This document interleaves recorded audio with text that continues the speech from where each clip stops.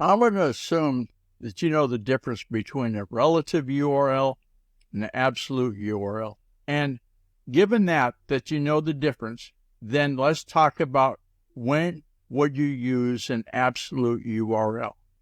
So let's talk about unlocking the power of absolute URLs. You sometimes are faced with the enigma, should I use an absolute URL or a relative? Well, this is going to hopefully shed some light on that digital dilemma and get you on the path to having the anchors on your website, your content, be right, okay?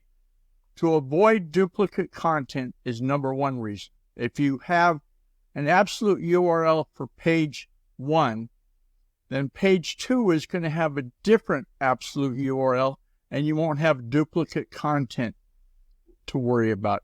Now, some say that duplicate content has gone away. I don't think so. I think it's still a measure of your worth, okay? Looking at cross-domain resources, like if you've got multiple pages in a big, huge website, like the Route 6 Tourist Association is a big website, okay? 14 states, over 900 resources. It's a big one. So you want to have absolute URLs to keep track of what's hot and what's not. The sharing on social media, if you've got that absolute URL shared, and then you go in and update the database in the different social channels, sometimes you have to do that like on Facebook you do. Then you get the real deal. You get the right page showing for your social share.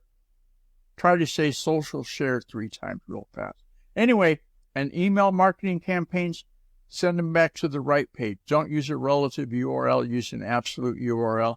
And remember, when you want to make your content be the best of the rest, think absolute URLs. Don't go out and journey in the digital waves without them. Absolute URLs, that's the one you want. Oh, and hey, contact me using the secure contact form on guyrcook.com. If you like this episode on YouTube, and give it a thumbs up, and then click on the bell and subscribe to future episodes. I've got them so you can get them. It's a wrap.